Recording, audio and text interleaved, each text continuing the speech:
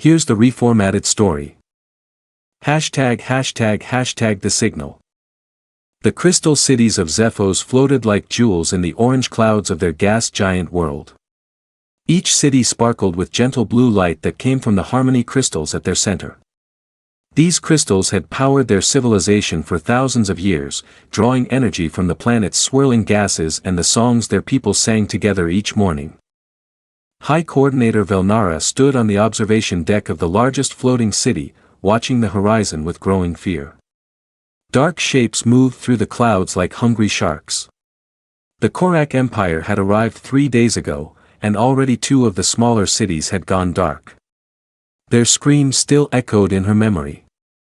The Korak ships looked like massive insects made of metal and flesh. They had tentacles that reached out to grab the crystal cities and drain their power cores. Once a city was drained, it would fall from the sky into the crushing depths of the gas giant below. Everyone inside would die. Velnara's people were not fighters.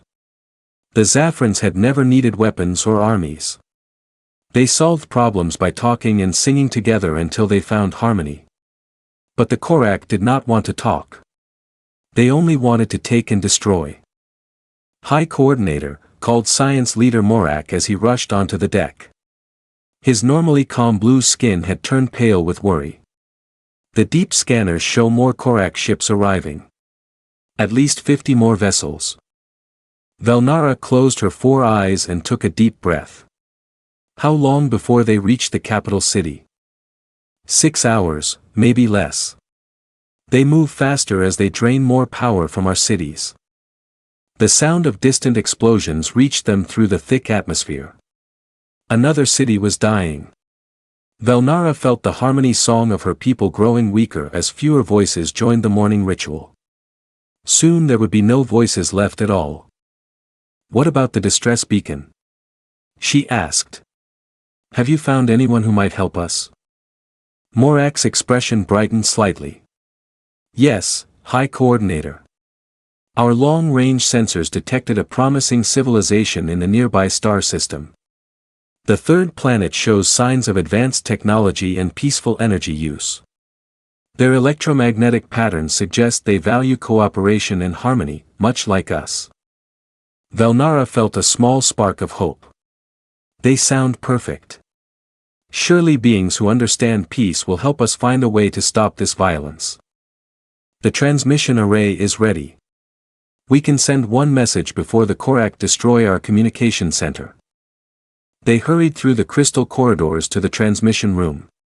Other Zaphirians worked frantically at the controls, their 6-fingered hands dancing over panels that glowed with soft light. The room hummed with energy as they prepared to send their cry for help across the void of space. Velnara stood before the transmission device and began to speak. Her voice carried the musical quality of her people, even when filled with desperation. Greetings, peaceful beings of the third planet. We are the Zaphirians of the Kepler 442 system. We face extinction at the hands of the Korak Empire. These aggressive beings destroy everything they touch. They have taken our cities and enslaved our people. We are not warriors.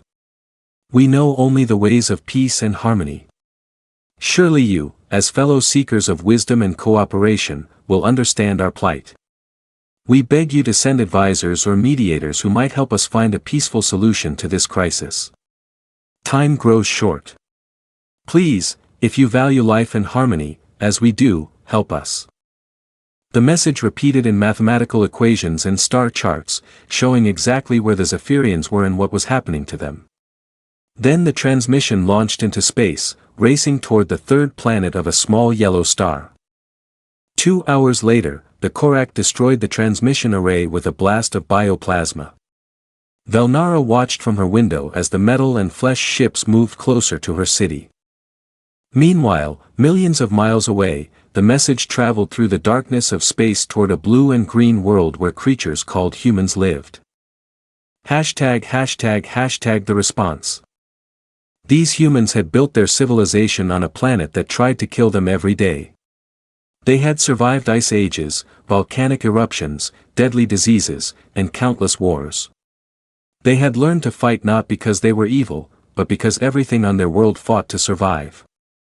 Lisa Martinez sat at her workstation in the Deep Space Monitoring Station in the Nevada desert. The night shift was usually quiet with only the distant hum of computers and the occasional coyote howling outside. She sipped her coffee and watched the screens that monitored radio signals from space. At 2:47 a.m., every alarm in the facility started screaming. Lisa jumped up, spilling coffee on her uniform. The main screen showed a massive spike in alien radio traffic coming from the direction of the constellation Lyra. The signal was strong, complex, and definitely not natural. "Holy crap," she whispered, then grabbed her phone. "Commander Harris, you need to get down here right now. We just received what looks like first contact." Commander Paul Harris arrived 15 minutes later, still putting on his uniform. He was a former Air Force pilot who had spent 20 years watching the skies for signs of alien life.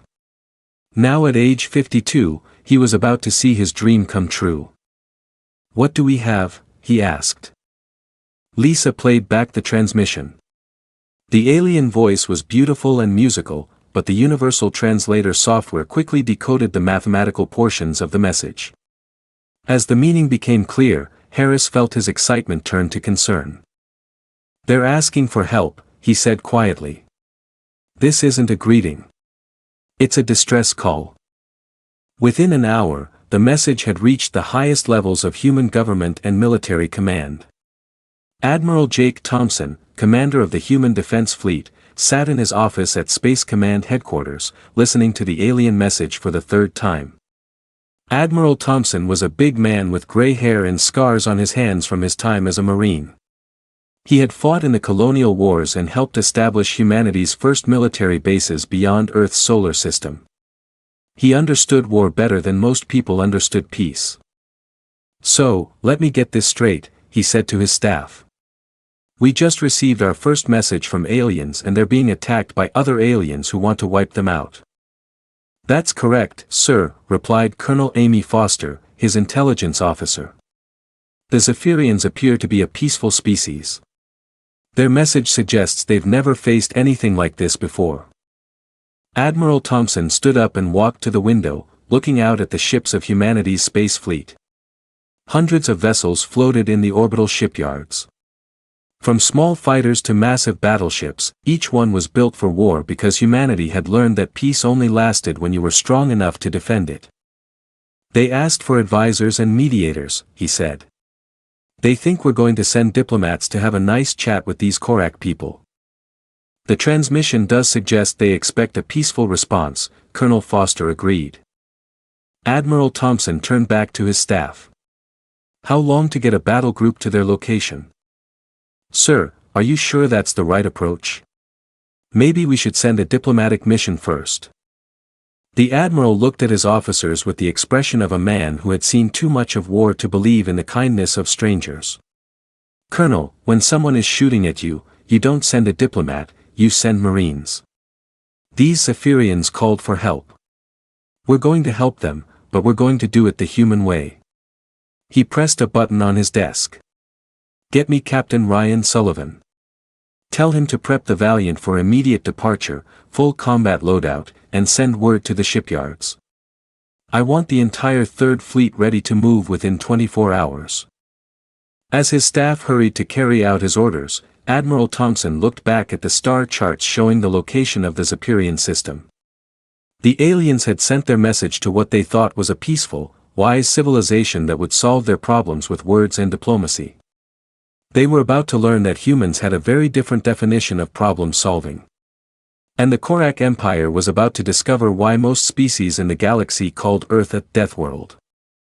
###the arrival.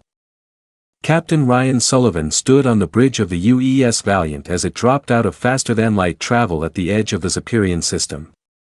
The ship's sensors immediately began scanning the area, and what they found made every person on the bridge go silent. "Dear God," whispered Navigation Officer Beth Davis as the main screen showed the destruction ahead of them. The Zaphran gas giant looked like a wounded animal. Massive alien ships, each one the size of a small city, crawled across its orange atmosphere like metal parasites. They had long tentacles that reached down into the clouds, pulling up the floating crystal cities and draining them of their glowing energy. When a city went dark, it fell into the crushing depths of the planet below. "How many cities are left?" Captain Sullivan asked. "Sensors show 12 cities still active," reported Science Officer Gary Chen. "But we're detecting at least 30 Korak ships. Each one is 5 times bigger than us." Captain Sullivan was a veteran of humanity's expansion into space. He had fought pirates and dealt with hostile environments on a dozen worlds, but he had never seen anything like this. The Korak ships looked like they were made of both metal and living tissue. They pulsed with a sickly green light, and their tentacles moved like the arms of some deep-sea monster. "Sir, we're receiving a transmission from one of the floating cities," Beth said. "It's the same species that sent the distress call." "Put it through," Sullivan ordered. The voice that came through the speakers was musical and beautiful, even though it was filled with fear. The universal translator worked quickly to convert the alien words into English. "Unknown vessel, this is High Coordinator Velnara of the Zaphirian people. We are so grateful that you have answered our call for help. We knew that fellow seekers of peace and wisdom would understand our situation.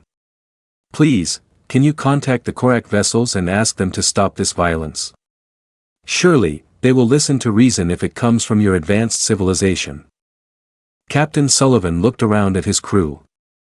Every face showed the same confusion he felt. The aliens thought humans were going to negotiate with the monsters who were destroying their world. "High Coordinator," Sullivan replied carefully. "We can see what's happening to your people, but I don't think the Korak are going to listen to peaceful words." "Oh, but they must," Velnara's voice came back full of hope. "All intelligent beings can find harmony if they try hard enough. Your people must know this, or you would not have traveled so far to help us. Perhaps you could serve as mediators. Help us find a solution that works for everyone." Sullivan rubbed his forehead. These aliens really believed that all problems could be solved by talking. They had no idea what kind of species they were dealing with or what kind of species they had called for help. "Ma'am, with respect, those ships are actively destroying your cities and killing your people. This isn't a misunderstanding that can be fixed with a conversation." There was a long pause before Velnara spoke again. Her voice sounded confused. But you are an advanced spacefaring civilization. Surely you have moved beyond primitive violence. Surely you understand that all conflicts can be resolved through peaceful means." Before Sullivan could answer, the ship's warning system started blaring. A massive Korak vessel had detached from the gas giant and was moving toward them. It looked like a giant metal squid with glowing red eyes along its hull. "Captain, we're being scanned," Gary reported. "And we're receiving a transmission from the Korak ship." "Let's hear what they have to say," Sullivan said grimly. The voice that came through the speakers was harsh and mechanical with an underlying sound like grinding metal.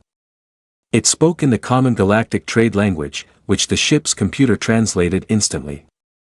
"Unknown vessel, this is War Prime Tour of the Korak Conquest Fleet. You have entered a combat zone during a harvesting operation. Identify yourself and state your business or be destroyed." Captain Sullivan stood up straight. 20 years of military training kicked in as he recognized the tone of a bully who expected everyone to be afraid of him. "This is Captain Ryan Sullivan of the United Earth ship Valiant. We're here in response to a distress call from the Zaphirian people.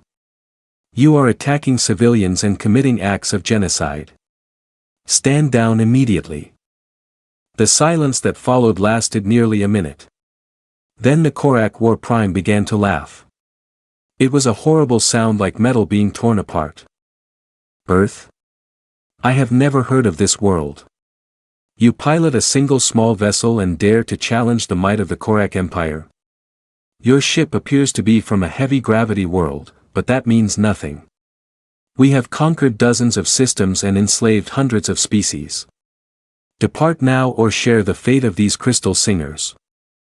Sullivan looked at his weapons officer, Lieutenant Commander Mike Foster.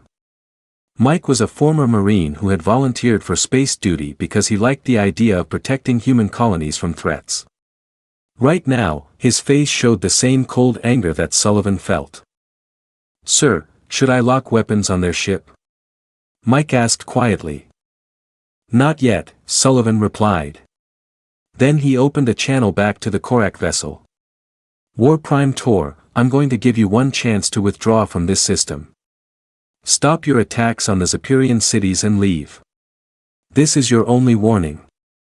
The laughter that came back was even louder. "You amuse me, little ship. Your species clearly does not understand the nature of power. Watch as we harvest another city, and perhaps you will learn wisdom." The massive Korak ship turned away from the Valiant and extended its tentacles toward the nearest floating city. The crystal buildings began to dim as their energy was drained away. Even from space, they could hear the Zaphirians screaming through their communication system. Captain Sullivan had seen enough. He opened a direct channel to Admiral Thompson back on Earth. "Admiral, this is Sullivan. We've reached the alien system, and the situation is worse than we thought. The Korak Empire is committing genocide against a peaceful species.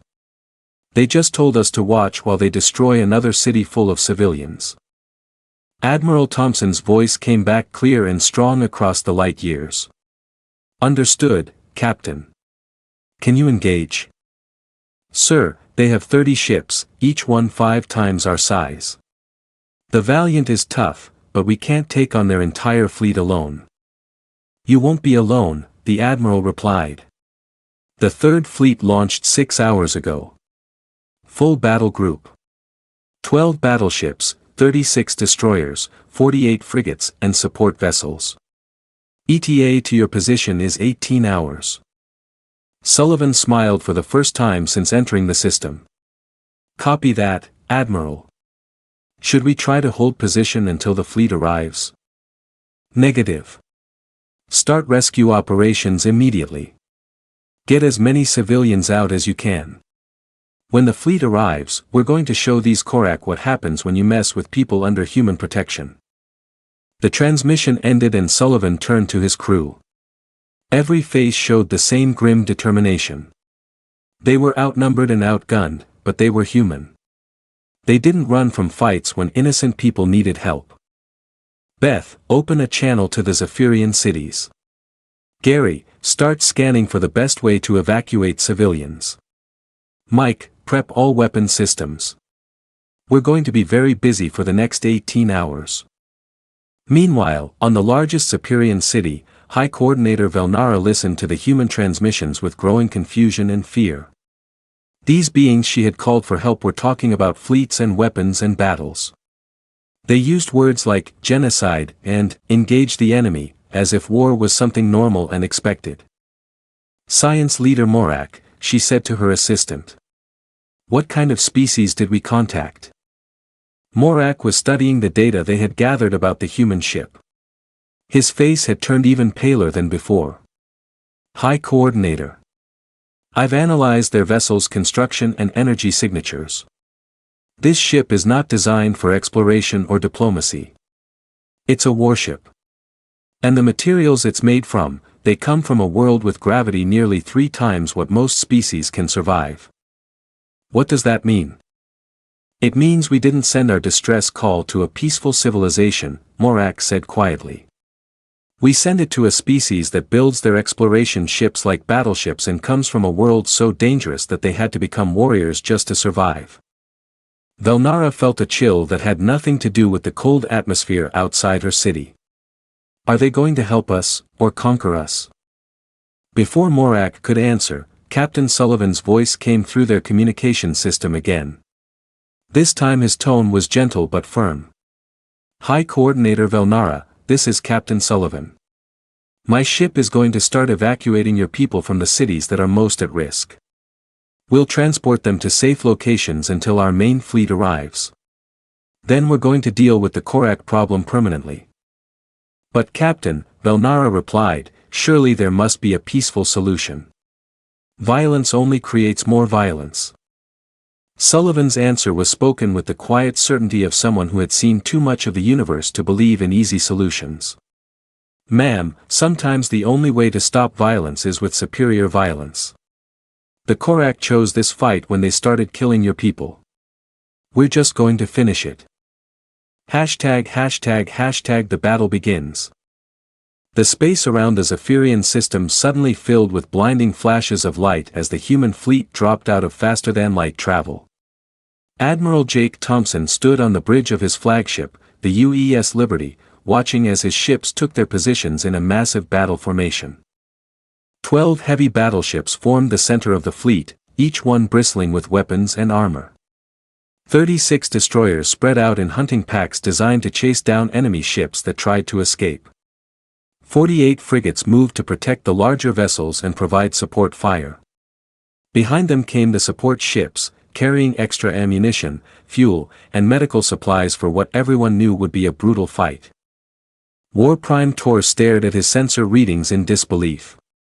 The small human scout ship had been joined by nearly 100 warships. Each vessel showed the same heavy construction and massive energy signatures. These beings had brought an entire battle fleet to fight for aliens they had never met before. How is this possible? He growled to his tactical officer. They are from a single planet. How can one world field so many warships? The tactical officer, a smaller Korak named Vexer, studied the human fleet with growing fear. War Prime, their ship designs are unlike anything in our databases. The power readings suggest they come from a world with extremely high gravity. And the weapon signatures, these are not exploration vessels. These are ships built for war. Tor felt something he had not experienced in many years of conquest, uncertainty.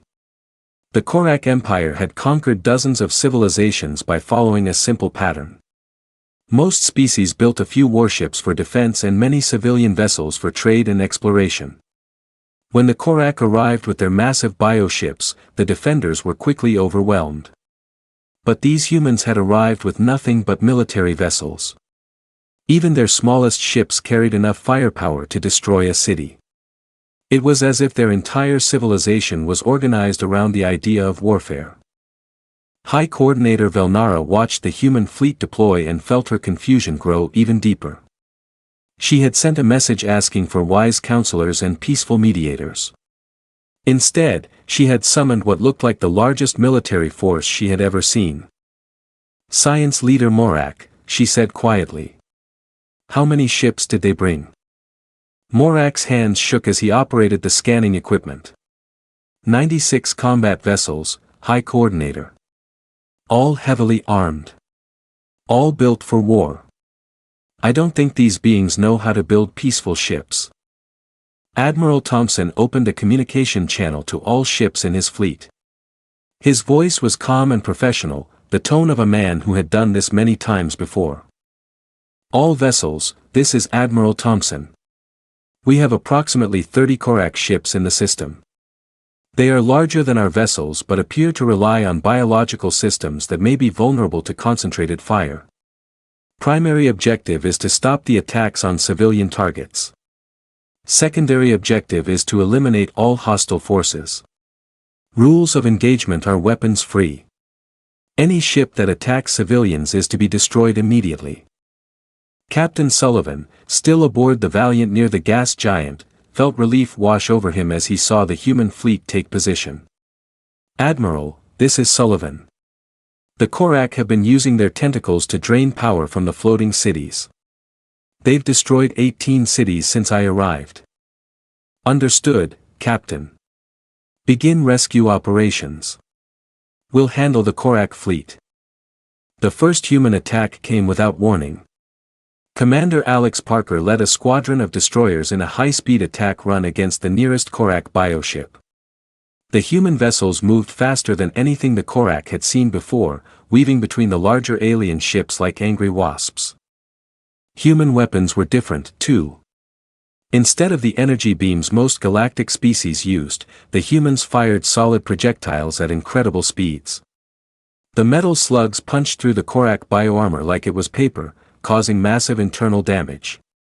The first Korak ship died in less than 3 minutes. Its organic hull cracked open, spilling green fluid into space as its crew struggled to escape in small pods. The human destroyers didn't waste time celebrating. They immediately moved on to their next target.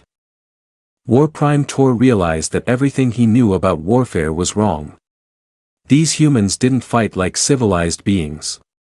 They didn't announce their attacks or give their enemies time to respond. They simply appeared, destroyed their target, and moved on to the next one. All ships, attack pattern Gamma, he ordered desperately. Release the boarding pods. If we can get our warriors onto their ships, we can turn this battle around. The Korak bioships launched thousands of small pods filled with their best soldiers. Each pod was designed to punch through enemy hulls and deliver troops directly into the heart of an enemy vessel. It was a tactic that had worked against every other species they had fought. The human response was swift and devastating. Point defense weapons on every ship opened fire simultaneously, filling space with a wall of projectiles. Most of the boarding pods were destroyed before they could reach their targets. The few that made it through faced an even worse surprise. Sergeant Maria Rodriguez led the Marine detachment aboard the destroyer UES Hammer when 3 Korak pods managed to breach the hull. She and her squad were waiting in the corridor when the alien warriors emerged from their pods. The Korak soldiers were impressive creatures standing 8 foot tall with natural armor plating and forearms ending in razor-sharp claws. They had conquered dozens of species in hand-to-hand combat. But they had never fought humans. Maria and her Marines opened fire the moment the aliens appeared. Human weapons were designed to stop threats quickly and efficiently. The Korak armor that had protected them against other species meant nothing against human military technology. The battle in the corridor lasted 15 seconds. When it was over, all the Korak boarding troops were dead, and Maria was already calling for damage control teams to repair the hull breach. Similar scenes played out across the human fleet. The Korak had never encountered a species that fought with such ruthless efficiency. These humans didn't waste time with threats or demands for surrender. They simply killed anything that posed a danger to their ships or their mission. Admiral Thompson watched the battle progress from his command center. The tactical display showed Korak ships dying one by one as his forces systematically destroyed the enemy fleet. It was not even really a battle. It was an execution. "Admiral," his communications officer reported, "we're receiving a message from the Korak flagship. The War Prime wants to negotiate." Thompson's expression didn't change. "Tell him to withdraw all forces from the system immediately. Any ship that doesn't leave in the next 10 minutes will be destroyed." The response came back quickly. "The War Prime says he cannot withdraw without completing the harvest. His empire will execute him if he returns empty-handed." Admiral Thompson looked at the display showing the floating Zaphirian cities, many of them damaged and all of them filled with innocent civilians who had never hurt anyone. Then he looked at the Korak ships that had been systematically murdering those civilians for days. "Then I guess he has a choice to make," Thompson said quietly. "He can face his empire's justice, or he can face ours. Either way, he's not leaving the system with stolen Zaphirian energy cores." ####The Terror. High Coordinator Velnara watched the battle from her floating city and struggled to understand what she was seeing. The beings she had called for help were fighting with a level of violence and coordination that seemed impossible. Every movement was calculated. Every attack was designed for maximum damage. There was no hesitation, no mercy, no attempt to find a peaceful solution. "They're not like us at all," she whispered to Morak. "They don't see war as something to be avoided. They see it as something to be won." Morak nodded grimly as he watched another Korak ship explode under human weapons fire. "I've been analyzing their transmissions and ship designs. These humans come from what galactic classification would call a Class 12 Deathworld. Everything on their planet tried to kill them for millions of years. They didn't become peaceful through evolution. They became the most dangerous predators in their environment. But they came to help us," Velnara said, confused. Why would such violent beings risk their lives for strangers? Because, Morak replied as he watched human rescue ships pulling survivors from damaged Zaphirian cities, they're not violent by choice. They're violent to protect things they care about. And for some reason, they've decided they care about us. The battle was turning into a rout. The Korak bioships, designed to intimidate and overwhelm less advanced civilizations, were no match for human military doctrine. Captain Diana Foster led her battleship squadron in a flanking maneuver that trapped the remaining enemy vessels against the gas giant's gravity well.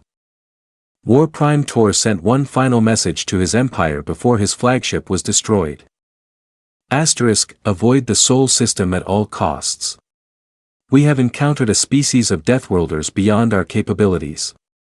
They fight like demons and show no mercy to those who threaten innocence. The harvest is lost. Repeat, avoid Earth and all human territories. The message was cut short as human weapons fire tore through the Korak command ship. Within minutes, the last of the alien invaders were either dead or fleeing into deep space. Admiral Thompson opened a channel to the Zaphirian cities. The battle for the Zaphirian system became something that would be studied in military academies across the galaxy for generations. What the Korak Empire expected to be a simple intimidation of a single small ship turned into their worst nightmare. Captain Diana Foster commanded the UES Retribution, one of the heavy battleships in Admiral Thompson's fleet. She had fought in 3 colonial wars and earned her rank through 20 years of combat experience. As she watched her tactical display, she saw an opportunity that made her smile coldly. Navigation. Plot a course behind that cluster of Korak ships. The Retribution and her escort vessels moved through space like hunting sharks. The Korak were focused on the main human fleet attacking from the front. They never saw the flanking force until it was too late. Fire! Diana commanded. The battleship's main guns spoke in unison, sending massive projectiles into the rear of the Korak formation. 3 bioships exploded immediately, their organic hulls unable to withstand the concentrated firepower. The surviving ships tried to turn and face this new threat, but human destroyers were already among them, firing at point-blank range. Lieutenant Colonel Steve Murray piloted his fighter through the chaos of the battle, leading a squadron of human attack craft. The small ships moved like angry wasps around the massive Korak vessels, targeting weak points that larger ships couldn't reach. Blue Leader, this is Blue 3, came a voice over his radio. I've got a shot at that bioship's power core. Take it, Blue 3, Steve replied as he rolled his fighter to avoid a stream of alien plasma fire. All squadrons, focus on power and life support systems. Make them hurt. The human fighters were designed for this kind of work. They were small, fast, and carried weapons powerful enough to damage ships 100 times their size. The pilots had trained for years to fly in the middle of space battles, weaving between friendly and enemy fire with split-second precision. Steve watched as Blue 3's missiles found their target. The Korak bioship's lights flickered and died as its power core went critical. Another enemy vessel eliminated, and his squadron was already moving on to the next target. War Prime Tor realized that his empire had made a terrible mistake. These humans didn't fight like any species he had ever encountered. They coordinated their attacks across multiple levels, from massive battleships down to tiny fighters. Every unit worked together like parts of a single deadly machine. Tactical Officer Vexer, he growled. Deploy the terror pods. Target the floating cities. If we cannot win this battle, we will force them to surrender by threatening their civilians. It was a tactic that had worked many times before. Most species would stop fighting to protect innocent lives. Even if they were winning the battle, they would negotiate rather than watch civilians die. Vexer hesitated. War Prime, our remaining ships are barely holding together. If we split our forces to attack the cities. Do it. Tor roared. These humans will learn that defying the Korak Empire has consequences. Dozens of smaller Korak vessels broke away from the main battle and headed toward the floating Zaphirian cities. Each ship carried bioweapons designed to destroy entire populations quickly and efficiently. If they reached the cities, millions of innocent Zaphirians would die. Admiral Thompson saw the enemy movement on his tactical display and felt a cold anger settle in his chest. He had seen this tactic before, used by pirates and terrorists who thought they could win by threatening the innocent. All fighters, emergency intercept, he ordered. Do not let those ships reach the civilian targets. Colonel Nancy Wright led the response in her heavy fighter, pushing her engines beyond their safety limits to catch the Korak terror ships. Behind her flew every available human pilot, from experienced veterans to young officers who had never seen real combat before. This is Falcon Leader, Nancy broadcast to her pilots. Those ships are heading for civilian targets. We stop them here or millions of innocents die. I don't care what it costs us. The human fighters caught the Korak terror ships halfway to the floating cities. The enemy vessels were fast and well armed, but they had not expected such a desperate response. The humans attacked with a fury that shocked even their own commanders. Nancy's fighter took a direct hit from a Korak plasma cannon, but she kept flying. Her left engine was destroyed, and her cockpit was filling with smoke, but the enemy ship in front of her was still heading toward a city full of civilians. Falcon Leader to all units, she said calmly into her radio. My ship is badly damaged. I'm going to ram that lead terror ship. Continue the intercept without me. Before anyone could respond, Nancy pushed her fighter to maximum speed and aimed directly at the largest Korak vessel.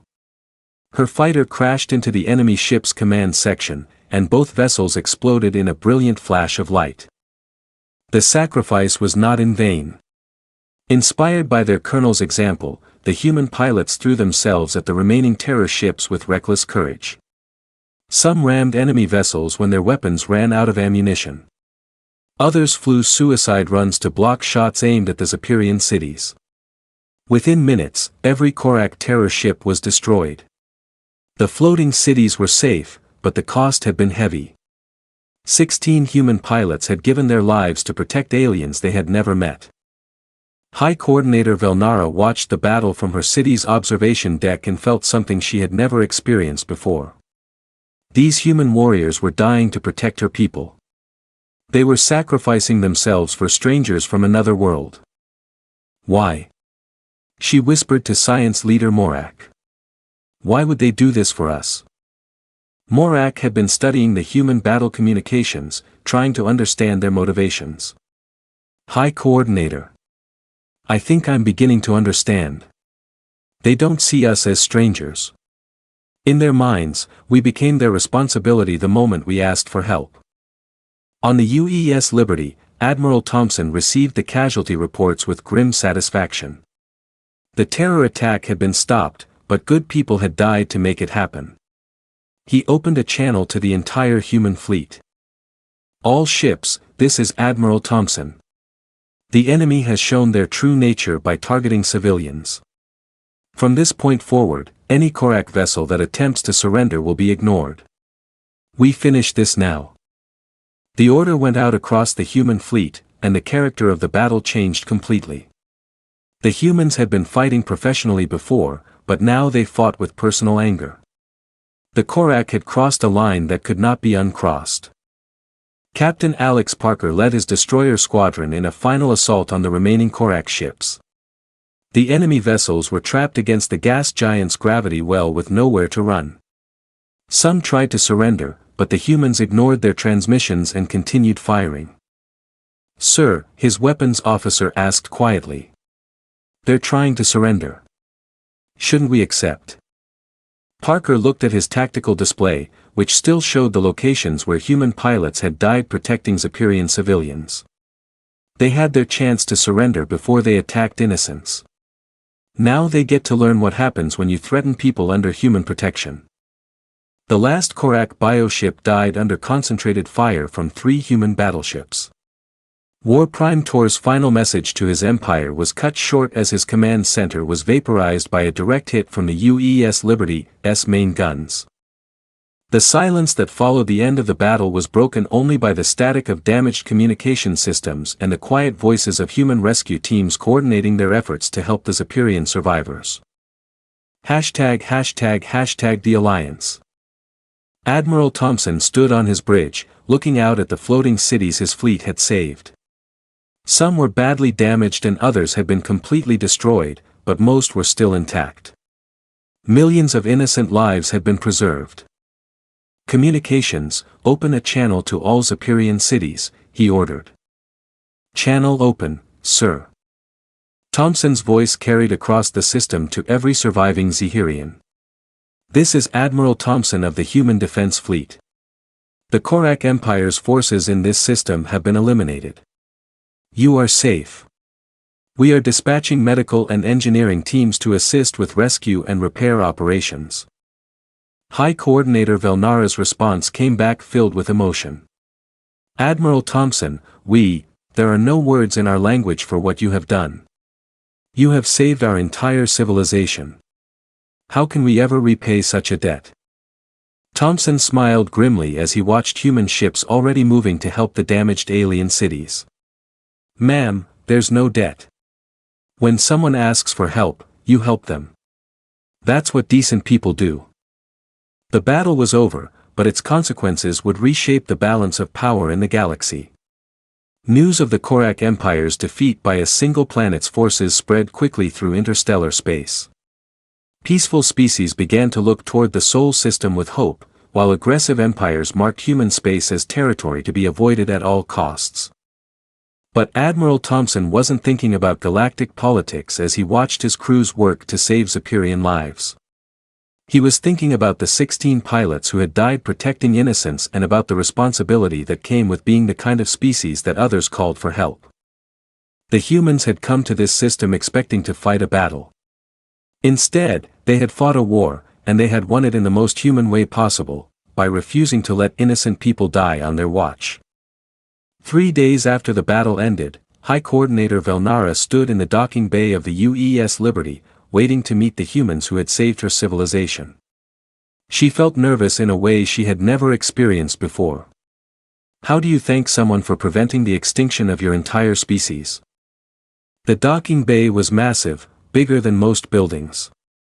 Everything about the human ship spoke of strength and purpose. The walls were thick metal designed to withstand weapons fire. The equipment was built for efficiency rather than beauty.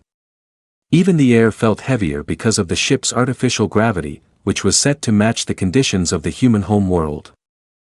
Admiral Jake Thompson entered the bay wearing his dress uniform, followed by several other officers. Velnara was surprised by how ordinary they looked. She had expected the fearsome Deathworlders to be giants with claws and fangs. Instead, they looked like any other bipedal species, though they moved with a confidence that suggested they were comfortable with violence. "High Coordinator Velnara," Admiral Thompson said with a slight bow. "Welcome aboard the Liberty. I'm Admiral Thompson, commander of the Human Defense Fleet." Velnara tried to copy the human gesture of respect. "Admiral Thompson, my people owe you a debt that can never be repaid. You saved us from complete destruction." "You don't owe us anything," Thompson replied simply. "You asked for help and we helped. That's what neighbors do." The simplicity of his answer confused Velnara. In Zaphirian culture, such a massive favor would create obligations that lasted for generations. "But Admiral, you lost 16 of your people protecting our cities. Surely that creates some responsibility on our part." Thompson's expression grew serious. "Those pilots died doing their job, which was protecting innocent lives. Their sacrifice honored us all. The only thing you owe them is to live good lives and remember what they did." Dr. Kevin White, the fleet's chief xenobiologist, stepped forward. He had spent the last 3 days studying Zaphirian culture and biology, trying to understand how two such different species could coexist. "High Coordinator," Dr. White said gently. "I think there's been a fundamental misunderstanding between our peoples. You sent your distress call expecting to contact a peaceful, wise civilization that would solve your problems through diplomacy and meditation. Yes, Velnara agreed. We assumed that any species advanced enough for interstellar travel would have moved beyond primitive violence. Dr. White smiled sadly. That's where the misunderstanding occurred. Humans didn't become peaceful through evolution. We became better at violence through evolution. Our planet tried to kill us every day for millions of years. So, we learned to fight back. We're not wise philosophers who happen to have spaceships. We're warriors who learned how to build spaceships so we could protect more people. Ambassador Helen Clark joined the conversation. She was a diplomat who specialized in first contact situations, though she had never dealt with anything quite like this before. The important thing, Ambassador Clark said, is that we found a way to help each other. Your people called for aid and our people answered. Now we need to figure out what comes next. Velnara looked around at the human officers. Each one carried themselves like a warrior, but their eyes showed genuine concern for her people's welfare. It was a combination that her species had never encountered before. What do you mean, what comes next? She asked. Admiral Thompson pulled up a holographic display showing the local region of space. Red markers indicated hostile species like the Korak Empire. Green markers showed peaceful civilizations. Yellow markers represented unknowns. High Coordinator, the Korak Empire controlled over 40 star systems before we destroyed their fleet here. Most of those systems contain enslaved populations of peaceful species like yours. And there are other aggressive empires out there doing the same thing. You're saying this will happen again? It's almost certain, Thompson replied grimly. Word of our intervention here is already spreading through galactic communication networks. Some species will see us as potential protectors. Others will see us as threats to be eliminated. Dr. White brought up another display showing intercepted alien communications. We've already detected increased military activity in several hostile territories. Some aggressive species are discussing the need to deal with the human problem before we can intervene in more conflicts. Velnara felt overwhelmed by the implications. So, by saving us, you've made yourselves targets for every violent species in the galaxy. Pretty much, Admiral Thompson said with a slight smile. But that's not your fault. We knew this would happen when we decided to help you. We just decided that some things are worth fighting for. Ambassador Clark leaned forward. That's why we want to propose a formal alliance between our peoples. Not a trade agreement or a non-aggression pact, but a true partnership. What kind of partnership? Velnara asked. Your people have advanced energy technology that could greatly benefit human civilization, Dr. White explained. Your harmony crystals produce more power than anything we've developed, and they do it without harmful radiation or waste products. And in return? Admiral Thompson's expression grew serious.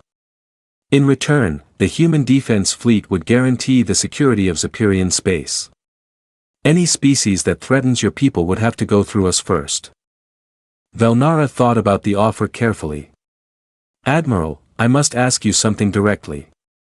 Are humans conquerors? Will you protect us now only to enslave us later? The question hung in the air for a long moment. Then Thompson laughed, a sound that was both amused and bitter. High Coordinator, humans don't conquer people who ask for our help. We conquer people who threaten others. There's a big difference. But surely you must want something from us beyond energy technology. Ambassador Clark answered this time. We want you to be successful, peaceful, and happy. Humans have a saying, a rising tide lifts all boats. When our friends prosper, we prosper too. Over the following weeks, Captain Ryan Sullivan established the first human embassy on the largest Zaphirian floating city. The cultural exchange was fascinating for both species. The Zaphirians learned about human concepts like protective aggression and peace through strength. The humans learned about harmony crystals and social cooperation. The children adapted fastest. Young humans and Zaphirians played together in the crystal gardens, their laughter echoing through the floating city. Sullivan often watched them and marveled at how quickly the young could accept differences that confused their elders. Captain Sullivan, High Coordinator Velnara said one day as they watched the children play. "I've been thinking about what your admiral said, about humans being warriors who learn to build spaceships to protect more people. What about it? We send our distress call to the wrong species according to our expectations.